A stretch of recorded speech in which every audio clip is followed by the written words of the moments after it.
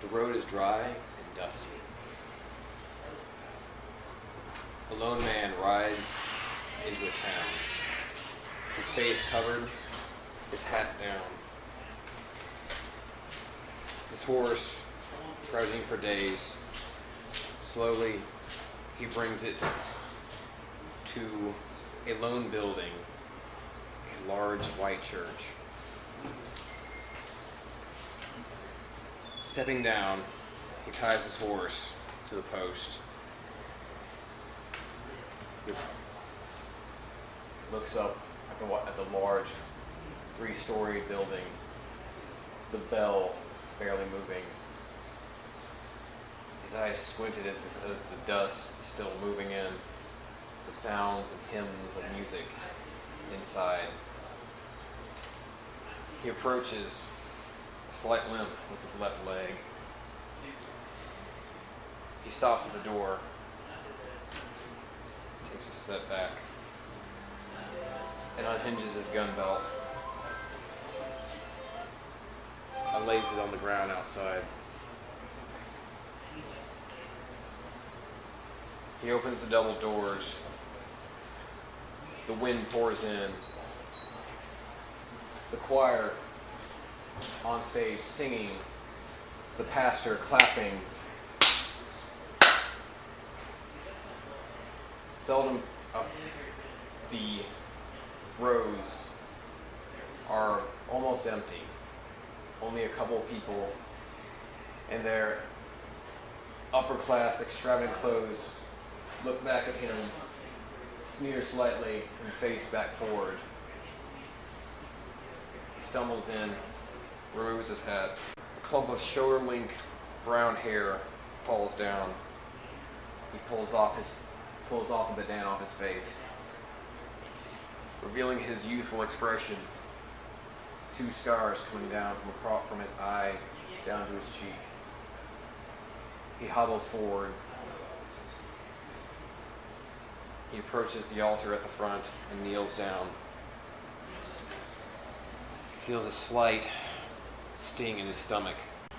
He looks up as his instincts warn him, and in the reflection of a mirror, he sees a sinister grin on one of the churchgoers as they stand up in their velvet attire,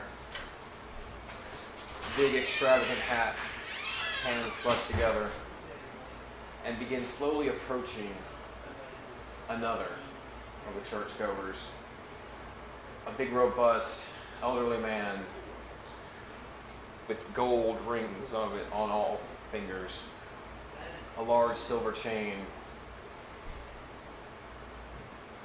He sits there, the rolls of his fat taking up most of the seat of the bench, and he just kind of sits there with a grim look on with a big sinister smile on his face. As the plate passes around, he takes off a wad of money and places it. He places his large hands on his back, looks up. The velvet-clad young woman reaches down and stabs him into the throat with a pin. A gust of blood pours out as he grabs his throat. Silently, too fat to move, too lazy from his stagnant lifestyle, the stranger at the front kneels up and begins to look around as he watches another. As the wine is passed around, he spots one of the assistants pouring something dark and black into several of the glasses. Passing it around, several of the people who sip on it begin to choke, gag, and they die.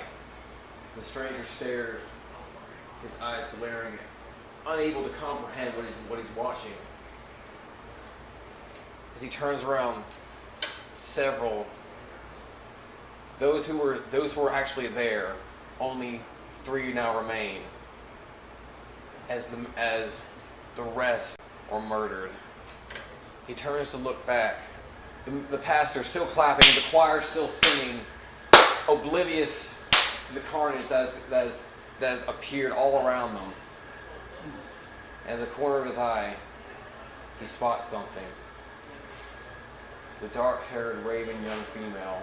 As he turns, he feels a sharp pain into his side as she stabs him. He takes several steps back. In a rush of adrenaline, grabs her, throws her to the ground, and a pistol gun ready to aim at her. Her eyes